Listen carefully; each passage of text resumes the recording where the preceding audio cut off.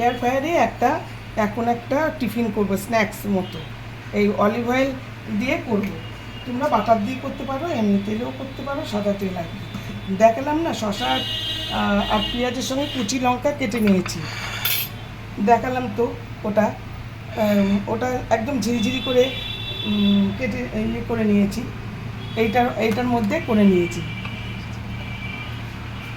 আর এখন দেখো এই তেলটার মধ্যে এই ম্যাগি গুঁড়ো গুঁড়ো করে দেবো।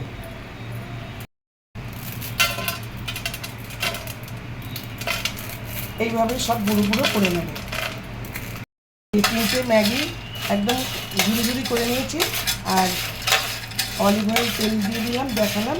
ওটার মধ্যে এটা মিশিয়ে এবার আমি 5 মিনিটের জন্য দিয়ে দিচ্ছি।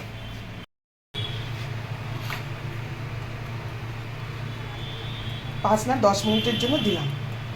এটা একটু ভাজা হোক। এই যে পুরো মুচমুচে হয়ে গেছে, রঙটাও ঠিক এসে গেছে, ডান।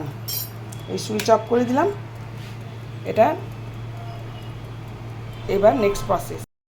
এর মধ্যে শসাগুলো দিয়ে দিলাম, পেঁয়াজ কাঁচা লঙ্কা কুচি সব দিয়ে দিলাম।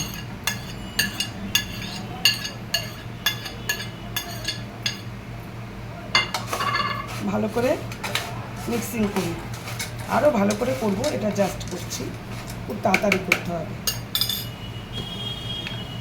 চাট মশলা দেব, বেশি দেব না, টক হয়ে যাবে, সামান্য। ব্ল্যাক সল্ট দেব,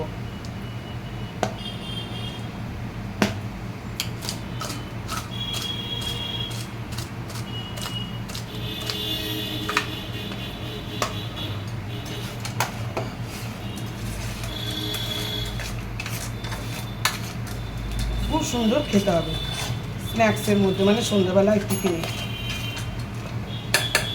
এবার দেব পুদিনা আর ধনিয়ার চাটনি।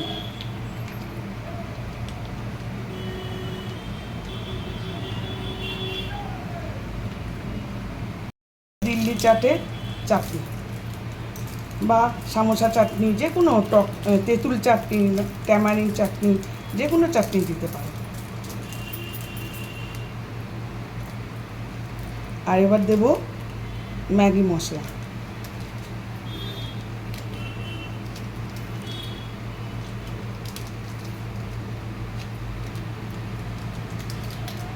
জমে যাবে একদম।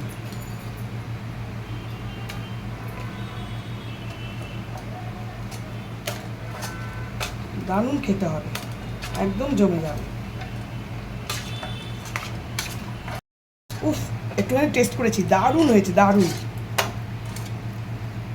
সন্ধ্যেবেলা করে খাবে কিন্তু বন্ধুরা, ভীষণ টেস্ট হয়েছে, দারুণ হয়েছে, একদম ভেলপুরি।